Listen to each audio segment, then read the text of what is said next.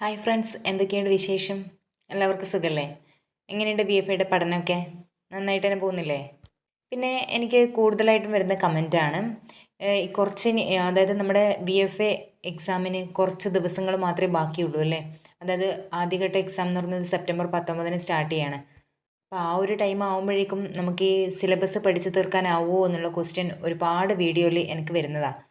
പക്ഷേ എനിക്ക് തോന്നുന്നത് സിലബസിലെ എല്ലാ ടോപ്പിക്കും ഈ ഒരു ചെറിയ സമയം കൊണ്ട് പഠിച്ചു തീർക്കാൻ എന്തായാലും നമ്മളെ കൊണ്ട് കഴിയില്ല. നിങ്ങൾ ആ സിലബസിലെ വേറൊന്നും നോക്കണ്ട, നിങ്ങൾ ഹിസ്റ്ററിയും ജിയോഗ്രഫിയും തന്നെ എടുത്ത് നോക്കിയേ. വേൾഡ് ഹിസ്റ്ററി ഉണ്ട്, ഇന്ത്യൻ ഹിസ്റ്ററി ഉണ്ട്, കേരള ഹിസ്റ്ററി ഉണ്ട്, അതുപോലെ തന്നെ ജിയോഗ്രഫിയും ഉണ്ട് അല്ലേ? ഒരുപാട് ടോപ്പിക് അതിൽ വരുന്നുണ്ട്. അപ്പോൾ ആ കാര്യങ്ങളും പഠിച്ച് ബാക്കിയുള്ള ടോപ്പിക്കും കൂടി പഠിക്കുമ്പോഴേക്കും ആ സെപ്റ്റംബർ 19 എന്ന് പറയുന്ന ഡേറ്റ് ആകുമ്പോഴേക്കും നിങ്ങൾക്ക് ഫുള്ള് കംപ്ലീറ്റ് ചെയ്യാൻ പറ്റുമോ? ഇല്ലല്ലോ. അപ്പോൾ ഈ എക്സാം ക്രാക്ക് ചെയ്യണം എന്ന ഉറച്ച ലക്ഷ്യമായിട്ട് മുന്നോട്ട് പോകുന്ന വ്യക്തിയാണ് നിങ്ങളെങ്കിൽ ഞാൻ ഈ പറയാൻ പോകുന്ന കാര്യങ്ങൾ നിങ്ങളൊന്ന് ഫോളോ ചെയ്ത് നോക്കണേ. അപ്പോൾ അതിൽ ആദ്യം വേണ്ടതെന്ന് വെച്ചാൽ 30 മാർക്കിൻ്റെ ക്വസ്റ്റ്യൻസ് ആണ് ഇംഗ്ലീഷ്, മാത്സ്, മലയാളം ഈ ഒരു ഏരിയയിൽ നിന്ന് വരുന്നത് അല്ലേ? അപ്പോൾ ഡെയിലി ഇംഗ്ലീഷ്, മലയാളം, മാത്സ് ഈ പറയുന്ന 3 സബ്ജക്റ്റും ഡെയിലി നോക്കുക. ഓരോ മണിക്കൂർ വെച്ചിട്ട് പഠിച്ചാൽ മതി. ഓക്കെ, അതിൻ്റെ കൂടെ PYQ ക്വസ്റ്റ്യൻസും നോക്കുക. പിന്നെ പഠിച്ച് കഴിഞ്ഞ ഉദ്യോഗാർത്ഥികളാണെങ്കിൽ അവർക്കത് റിവിഷന് വേണ്ടിയിട്ട് യൂസ് ചെയ്യാം.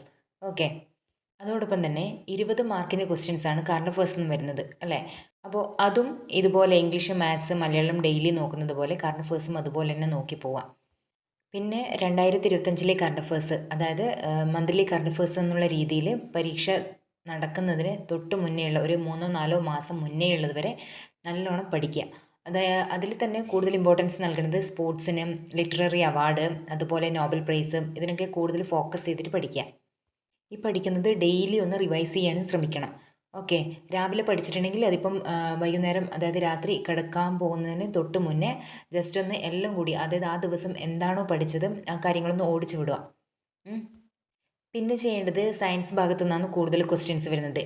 ബയോളജി, കെമിസ്ട്രി, ഫിസിക്സ് ഇതിൽ ഏറ്റവും കൂടുതൽ സ്കോർ ചെയ്യാൻ പറ്റുന്നത് ബയോളജി എന്നാണ്. ബയോളജിയിൽ 6 മാർക്കാണ് വരുന്നത് അല്ലേ? അപ്പോൾ ഈ ഒരു 3 ഭാഗത്തു നിന്നും ഒരുപാട് പഠിക്കാൻ നോക്കിക്കഴിഞ്ഞാൽ ഒരുപാട് കടൽ പോലെ ഉണ്ടാവും. അപ്പോൾ അതിനൊന്നും നിങ്ങൾ നിൽക്കാണ്ട് സിലബസ് വെച്ചിട്ട് മാത്രം ജസ്റ്റ് എന്താ പറയുക, SCRT പോയിൻറ്റ്സ് ഇല്ലേ, അത് വെച്ചിട്ട് തന്നെ അങ്ങ് പഠിച്ചു പോവാം. അതിൽ നിന്ന് തന്നെയാണ് മിക്കവാറും ക്വസ്റ്റ്യൻസ് വരിക, അതിൽ നിന്ന് തന്നെയാണ്.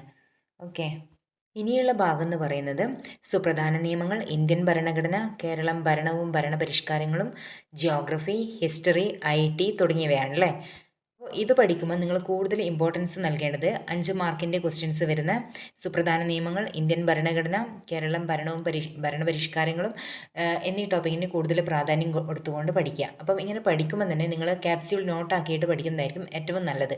എങ്കിൽ അതായത് അവസാന നാളിലോട്ടെത്തുമ്പം ജസ്റ്റ് ഒന്ന് റിവൈസ് ചെയ്ത് വിടാനാവുമല്ലോ. ഒരുപാട് പേജ് നമ്മൾ എഴുതി വെച്ചിട്ടുണ്ടാവുമ്പം നമുക്കത് ഒരുപാട് ഇങ്ങനെ വായിച്ച് പോലെ ലാസ്റ്റ് മിനിറ്റിൽ കുറച്ച് ഡിഫിക്കൽട്ടാണ്. അതുകൊണ്ടാണ് പറഞ്ഞത് ക്യാപ്സ്യൂൾ നോട്ടായിട്ട് എഴുതാൻ വേണ്ടിയിട്ട്. ഓക്കെ, അതുപോലെ സുപ്രധാന നിയമങ്ങളൊക്കെ നിങ്ങൾ പഠിക്കുമ്പം ഏത് ഭാഗത്തു നിന്നാണ് കൂടുതൽ ക്വസ്റ്റ്യൻസ് വന്നത് എന്നറിയാൻ വേണ്ടിയിട്ട് നിങ്ങൾ PYQ മാക്സിമം ചെയ്ത് നോക്കുക. അപ്പോൾ അതിലൂടെ നമുക്ക് മനസ്സിലാവും ഏത് ഭാഗത്തു നിന്നാണ്. അതായത് സുപ്രധാന നിയമങ്ങളിൽ എല്ലാ ഭാഗത്തുനിന്നും കൂടുതൽ ക്വസ്റ്റ്യൻസ് ഒന്നും വരുന്നില്ല. എക്സാമ്പിളായിട്ട് പറയുകയാണെങ്കിൽ വിവരാവകാശ കമ്മീഷനെ സംബന്ധിച്ചിടത്തോളം, അതായത് വിവരാവകാശ നിയമത്തെ സംബന്ധിച്ച് എല്ലാ ക്വസ്റ്റ്യൻ പേപ്പറിലും നമുക്ക് കാണാൻ പറ്റുന്നതാണ് വിവരാവകാശ നിയമം, പോക്സോ ആക്ട്. ഈ 2 ടോപ്പിക്കും ഒന്നിലും ഒഴിച്ചുവിടാൻ പറ്റാത്തതാണ്. അപ്പോൾ അങ്ങനെയുള്ള ടോപ്പിക്കുകൾ കണ്ടെത്തിയിട്ട് കൂടുതൽ ഇമ്പോർട്ടൻസ് നൽകിയിട്ട് പഠിക്കുക. പിന്നെ പഠിച്ചുകൊണ്ടിരിക്കുന്ന സമയത്ത് കൂടുതൽ ഇമ്പോർട്ടൻ്റ് ആണെന്ന് തോന്നുന്ന ഒരു പോയിൻ്റ് ഉണ്ടാവുമല്ലോ, അത് ക്യാപ്സ്യൂൾ നോട്ടായിട്ട് എഴുതി വയ്ക്കുക. പിന്നെ വരുന്ന 2 ടോപ്പിക്കാണ് ചരിത്രവും ഭൂമിശാസ്ത്രം. ഇത് രണ്ടും കേരള ചരിത്രം പഠിക്കാനുണ്ട്, ലോക ചരിത്രം പഠിക്കാനുണ്ട്, ഇന്ത്യൻ ചരിത്രം പഠിക്കാനുണ്ട്. അപ്പം ഈ 3 ഭാഗം കൂടിയാകുമ്പോൾ ഒരുപാട് പഠിക്കാനുണ്ട്. ടോട്ടൽ 5 മാർക്കേ ഉള്ളതാനും. അതുപോലെ തന്നെയാണ് ഭൂമിശാസ്ത്രത്തിൻ്റെ കേസും.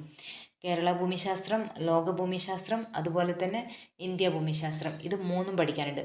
ഇതിന് ടോട്ടൽ വരുന്ന മാർക്ക് എന്ന് പറയുന്നത്, അതായത് ചരിത്രത്തിനും ജിയോഗ്രഫിക്കും കൂടിയിട്ട് വരുന്നത് 10 മാർക്കാണ്. ഇത്രയും കാര്യങ്ങൾ പഠിച്ചാൽ മാത്രമേ നിങ്ങൾക്ക് 10 മാർക്ക് കിട്ടുള്ളൂ. അതേസമയം സുപ്രധാന നിയമങ്ങളിൽ കുറച്ച് ഭാഗമേ പഠിക്കാനുള്ളൂ. അത് പഠിച്ചാൽ തന്നെ നിങ്ങൾക്ക് 5 മാർക്ക് കിട്ടും. അപ്പോൾ നിങ്ങളൊന്ന് കമ്പയർ ചെയ്ത് നോക്കിയാൽ ഏതിനാണ് കൂടുതൽ ഇമ്പോർട്ടൻസ് കൊടുക്കേണ്ടത്. അതായത് ഞാൻ പറയുന്നത് ഇത്രയേ ഉള്ളൂ, ചരിത്രവും ഭൂമിശാസ്ത്രവും പഠിക്കാൻ വേണ്ടിയിട്ട് ഒരുപാട് ടൈം വേസ്റ്റ് ചെയ്യാൻ വേണ്ടി പാടില്ല. ഓക്കെ, നിങ്ങൾ പഠിച്ചോളൂ. പക്ഷേ പഠിക്കുമ്പം തന്നെ എന്താണ്, PYQവിൽ ഏത് ഭാഗത്തു നിന്നാണോ കൂടുതൽ ക്വസ്റ്റ്യൻസ് വന്നത് എന്നത് നോക്കിയിട്ട് ഈ ചരിത്രവും ഭൂമിശാസ്ത്രവും പഠിക്കാൻ ശ്രമിക്കുക. അല്ലാതെ കൂടുതൽ വലിച്ചു വാരി പഠിച്ചിട്ട് വെറുതെ നമ്മൾ ടൈം വേസ്റ്റ് ചെയ്യാന്നല്ലാണ്ട് അതിനെക്കൊണ്ട് വലിയ പ്രയോജനമൊന്നും ഉണ്ടാവാൻ പോകുന്നില്ല. അതിനേക്കാളും നല്ലത് നിങ്ങൾ സുപ്രധാന നിയമങ്ങൾ, ഇന്ത്യൻ ഭരണഘടന പോലുള്ള വിഷയങ്ങൾ, അതായത് കൂടുതൽ മാർക്കുള്ള അങ്ങനെയുള്ള വിഷയങ്ങൾ നോക്കിയിട്ട് അതൊക്കെ ഫുള്ള് കംപ്ലീറ്റ് ചെയ്യാൻ പറ്റുവാണെങ്കിൽ കംപ്ലീറ്റ് ചെയ്യുക. എന്നിട്ട് പഠിച്ചുകൊണ്ടിരിക്കുന്ന സമയത്ത് തന്നെ ചെറിയ നോട്ട്സായിട്ട് എഴുതി വെക്കുകയും ചെയ്യാം. ഓക്കെ. ഇങ്ങനെ ചെറിയ നോട്ട്സായിട്ട് എഴുതണമെന്ന് പറയാൻ കാരണം എന്ന് വെച്ചാൽ നമ്മൾ എക്സാമിനോട് അടുക്കുന്ന സമയത്ത് നമുക്ക് ഒരുപാട് വലിയ വലിയ നോട്ട്സ് വായിക്കാനൊന്നും ടൈം ഉണ്ടാവില്ല. അപ്പോൾ ആ സമയത്ത് ഈ ചെറിയ ചെറിയ കുഞ്ഞു കുഞ്ഞു നോട്ട്സായിട്ട് നമ്മൾ എഴുതി വെച്ചിട്ടുണ്ടാവുമല്ലോ, അത് ജസ്റ്റ് ഒന്ന് വായിച്ച് വിട്ടാൽ ഏകദേശം പോയിൻറ്റ്സൊക്കെ നമ്മുടെ മൈൻഡിൽ പെട്ടെന്ന് ക്ലിക്കാവും. അപ്പോൾ ഇത്രയും കാര്യങ്ങൾ സിലബസ് ഇതുവരെ കംപ്ലീറ്റ് ചെയ്യാത്തവർ ഒന്ന് ഫോളോ ചെയ്ത് നോക്കൂ കേട്ടോ. കംപ്ലീറ്റ് ചെയ്തവരാണെങ്കിൽ നിങ്ങൾ റിവൈസ് ചെയ്താൽ മതി, അതിനുള്ള ടൈമൊക്കെ ഉണ്ട്. അപ്പം ചെയ്യാത്തവരുടെ കാര്യമാണ് ഞാൻ പറഞ്ഞത്. ഇങ്ങനെയൊന്ന് ഫോളോ ചെയ്ത് നോക്കുക. ഓക്കെ ഫ്രണ്ട്സ്, അപ്പോൾ ഇത്രയേ ഉള്ളൂ എൻ്റെ ഇന്നത്തെ വീഡിയോ എന്ന് പറയുന്നത്. വീഡിയോ ഇഷ്ടമായിട്ടുണ്ടെങ്കിൽ ലൈക്ക് ചെയ്തും കമൻറ്റ് ചെയ്തും സബ്സ്ക്രൈബ് ചെയ്തും എന്നെ ഒന്ന് സപ്പോർട്ട് ചെയ്യണേ. ഇതുപോലുള്ള കൂടുതൽ വീഡിയോസ് ഞാൻ പ്ലേലിസ്റ്റ് ആക്കിയിട്ട് ഡിസ്ക്രിപ്ഷൻ ബോക്സിൽ കൊടുത്തിട്ടുണ്ട് കേട്ടോ. വീണ്ടും പുതിയൊരു വീഡിയോ ആയിട്ട് വരാം. Okay, by.